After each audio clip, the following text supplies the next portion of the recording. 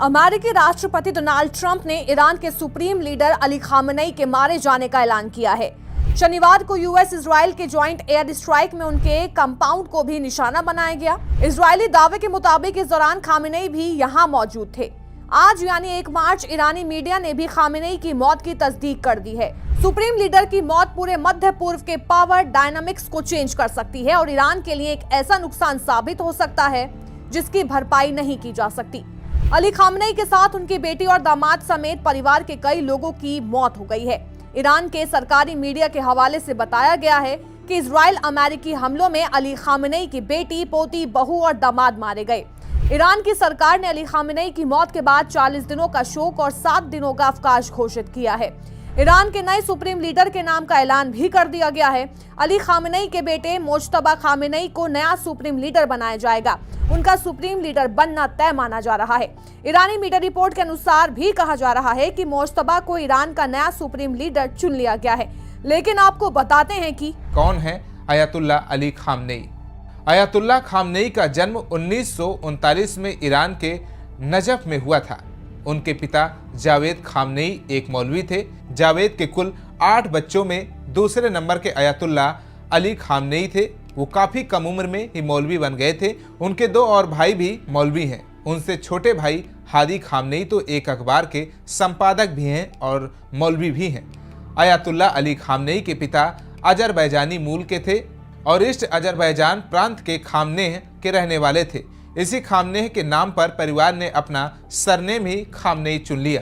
कैसे ईरान के शीर्ष नेता बने खामेनेई। 1979 की ईरानी इस्लामिक क्रांति में अयतुल्लाह खामेनेई ने खुमैनी के नेतृत्व में हिस्सा लिया था। फिर शाह मोहम्मद रजा पहलवी जब सत्ता से बेदखल किए गए तो खुमैनी का दौर आया। वो खुमैनी के इतने करीब आ गए कि उन्हें 1981 में राष्ट्रपति का पद मिल गया। रूहुल्लाह खुमैनी तब ईरान के शीर्ष नेता थे। 1989 में जब खुमैनी का निधन हुआ तो अयतुल्लाह खामेनेई ने उनकी जगह ली। दिलचस्प वाली बात यह है कि जब 1989 में अयतुल्लाह अली खामेनेई ने शीर्ष पद संभाला तो संविधान में ही संशोधन करा लिया। खामेनेई के पास कितनी संपत्ति है ये भी समझिए।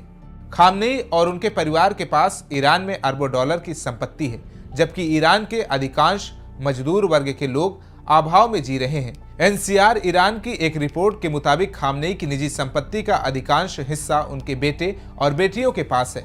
रिपोर्ट में दावा किया गया है कि ये धन यूनाइटेड किंगडम, सीरिया और वेनेजुएला के बैंकों में है। खामेनेई के कितने बेटे हैं और कितनी बेटियां हैं?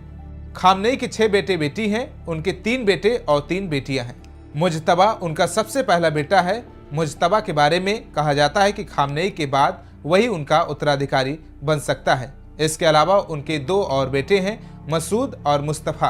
अली खामेनेई के तीनों बेटे उन्हीं की तरह धार्मिक शख्सियत हैं। बेटी के बारे में ज्यादा जानकारी सार्वजनिक रूप से ज्यादा उपलब्ध नहीं है। बस इतना बताया गया कि उनकी 3 बेटियां होदा, मियसम और बुशरा हैं। उनके कई नाती पोते भी हैं। इनमें से सिर्फ एक पोते मोहम्मद बघेर खामेनेई का नाम ही सामने आता है। खामेनेई की कैसे हुई शादी। ईरान के सर्वोच्च नेता अयतुल्लाह अली खामेनेई की लव स्टोरी दुनिया की नजरों से कोसों दूर है। उनकी पत्नी मंसूरी खोजना की कहानी किसी रहस्यमयी उपन्यास की तरह है। खामेनेई और मंसूरी की शादी 1964 में हुई थी। ये कोई रोमांटिक मुकाबला नहीं था, बल्कि खामेनेई की मां ने मंसूरी को पसंद किया था। मंसूरी को धार्मिक परिवार की लड़की मानते हुए उनके घर में रिश्ता भेजा गया था। जेल से शुरू हुई थी असली कहानी। ये शादी जब हुई थी तब खामेनेई एक साधारण मौलवी थे और शाह के शासन के खिलाफ विद्रोह सुर उठाकर राजनीति में उतरने की कोशिश कर रहे थे। इसी विद्रोह के दौरान शादी हुई और शाह की पुलिस लगातार खामेनेई के पीछे पड़ी रही। शादी के बाद खामेनेई की गिरफ्तारी भी हुई। जब खामेनेई जेल में थे तो मंसूरी ने अकेले 6 बच्चों को पाला। वो जेल में खामेनेई से मिलने जाती थी और दोनों एक दूसरे के साथ अपना दुख दर्द शेयर करते थे। एक तरह से दोनों की शादी का इम्तिहान और लव स्टोरी जेल से ही शुरू हुई थी।